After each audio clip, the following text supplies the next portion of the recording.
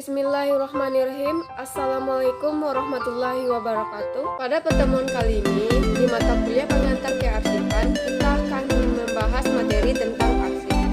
Dengan saya sendiri, Ega Ramadhani Fitri, dengan nomor NIM 2030304010 dengan dosen pembimbing yang bernama Bapak Muhammad Fadli MP. Baik, langsung saja pada materinya.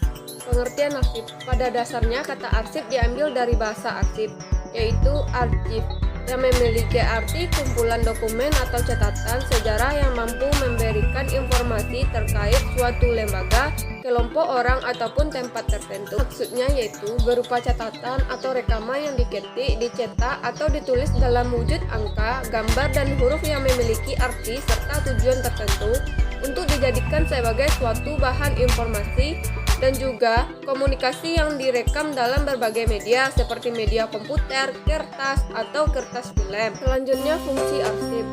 1. Sebagai sumber ingatan bagi organisasi atau perorangan jika lupa dengan isi dokumen atau permasalahan yang butuh diperhatikan isinya serta memiliki keterkaitan dengan permasalahan baru. 2. Sebagai sumber informasi bagi pemimpin yang membutuhkannya dalam menghadapi permasalahannya. 3. Sebagai bahan penelitian, arsip merupakan data dan fakta yang otentik untuk dijadikan dasar pemikiran penelitian. 4. Sebagai alat bukti tertulis suatu hal. 5. Sebagai gambaran peristiwa masa lampau atau sebagai bukti sejarah. Selanjutnya, manfaat arsip. 1. Sebagai pusat informasi.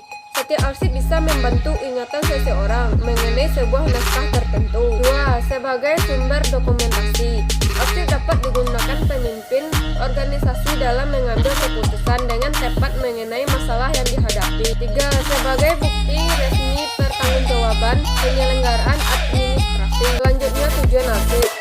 Adapun tujuannya yaitu 1. Agar arsip terpelihara dengan baik, teratur, dan aman. 2. Jika dibutuhkan bisa ditemukan dengan cepat dan tepat. 3. Menghemat waktu dan tenaga. 4. Menghemat tempat penyimpanan. 5. Menjaga rahasia arsip. 6. Menjaga kelestarian arsip. 7. Menyelamatkan pertanggungjawaban perencanaan, pelaksanaan, dan penyelenggaraan kegiatan kemasyarakatan. Selanjutnya, siklus terjadinya arsip. Di sini adalah contoh dari siklus terjadinya arsip.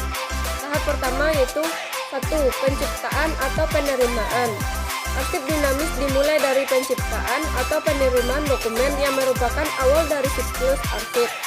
Seperti dokumen itu dapat berupa surat, formulir, laporan, gambar, film, video, elektronik, dan lain-lain. Tahap selanjutnya, distribusi atau pengurusan.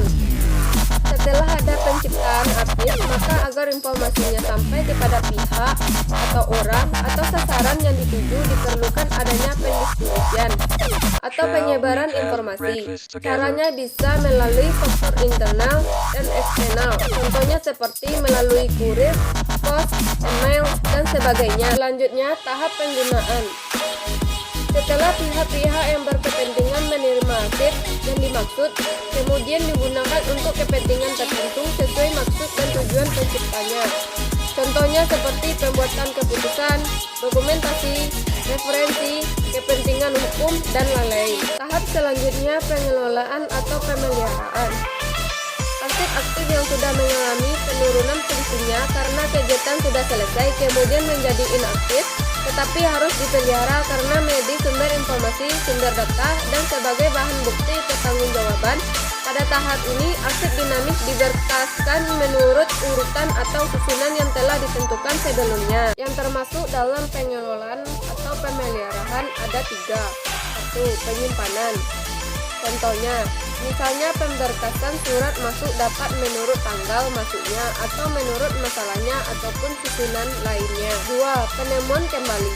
Kegiatan penemuan kembali mengacu kepada penemuan informasi yang terdapat pada berkas yang diminta. 3. Transfer atau penyerahan.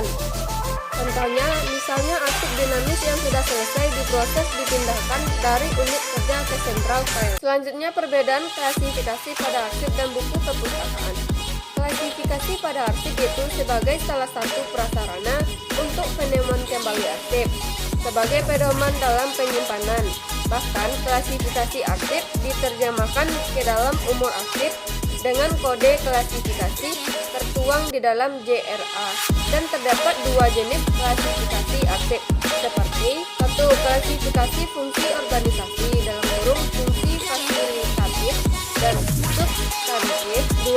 Klasifikasi masalah sebagaimana klasifikasi perpustakaan atau pendekatan DDK yang membagi dari 0 sampai 9 atas informasi berdasarkan masalah. Sedangkan pada buku perpustakaan tercakup jenis-jenis bahan perpustakaan berupa karya cetak atau gaya grafis, karya non-cetak, bentuk mikro, karya dalam bentuk elektronik, dan bahan digital lainnya. Selanjutnya, pemeliharaan arsip.